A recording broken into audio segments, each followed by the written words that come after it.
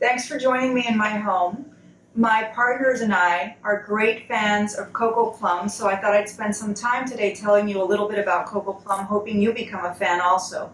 We have friends and clients who have lived in 4 or 5 homes in Cocoplum. We know families who have 2 generations living in Cocoplum, sometimes 3 Coco homes in Cocoplum.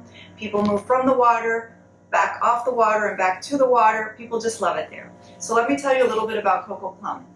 It has one guard-gated entrance, and behind that guard-gated entrance, which by the way is manned 24 hours a day, 24/7, there's 3 different, let's call it amenity packages. Cocoplum Phase 1 perhaps offers the greatest flexibility in the sense that there's no homeowners association, there's a civic voluntary association. It's about $700 a year, and there's 2 tennis courts, and you can join that. You can either join that or not. It is a special tax district to cover the cost of the gate and to a roaming Coral Gable police patrol 24/7, so that's a great feature.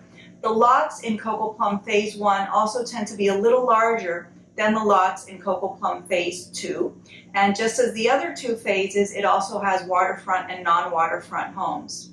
Islands of Cocoplum, Cocoplum Phase 2, has a beautiful, recently refurbished clubhouse, 8 hydro-court clay tennis courts with lighting and upgraded bathroom facilities. There's a beach volleyball court, 2 tennis hoops, a beautiful playground with a soft surface so the little ones don't get hurt if they tumble. There's a swimming pool with, it's a heated swimming pool with lanes for swimming. There's a gym, and there's a roaming security patrol. The 3rd phase in Cocoplum is Tahiti Beach Island, and it has another security gate. Access is restricted to people who have been allowed in by residents. The streets are private. There's 29 home sites. There's additional tennis courts, and there's a private residence bayfront beach park, and it's beautiful. So prices in Cocoplum range everywhere from $2 million to $34 million on the market right now. As I said, there's homes that are not on the water. There's homes that are on the water with 1 tall bridge to bay. The bridge clearance is between 18 and 21 feet according to the Coral Gables city map and according to the tide. And there's also certain homes that have no bridge to bay access, so that those homes can accommodate the largest boats. Right now in Cocoplum, there's 14 non-waterfront homes on the market, and they range in price from $2.3 to about $5.5 million. There's also waterfront homes. There's 10, after one was actually listed today, and those range in price from $2.9 to up to $15 million. Something interesting about Cocoplum is that there's a very broad range in prices between an original home and a new home, or a newer home or an updated home on the water. So there's a broad range of prices. In Tahiti Beach, prices go from $5 million for a non-waterfront 1-acre lot to $34 million for a bayfront property that's about 20,000 square feet on over an acre lot with a little private beach. So there's a broad range of prices. Also, talking about average price per square foot in Cocoplum doesn't make a lot of sense, because there's homes from the 80s that sell for a much lower price per square foot, maybe even close to land value, some of them, compared to newer homes which sell for much higher prices.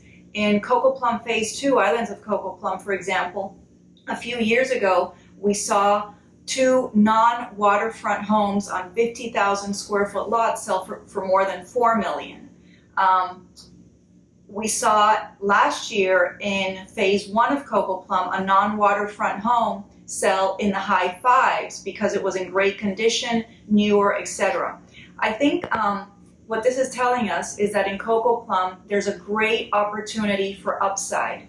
In the older neighborhoods along the coast of Coral Gables Estates and Old Cutler Bay, those homes were built in the 60s, many of them, and in the 70s. So the process of renovating those homes or tearing them down and building new homes started much sooner than it did in Cocoplum.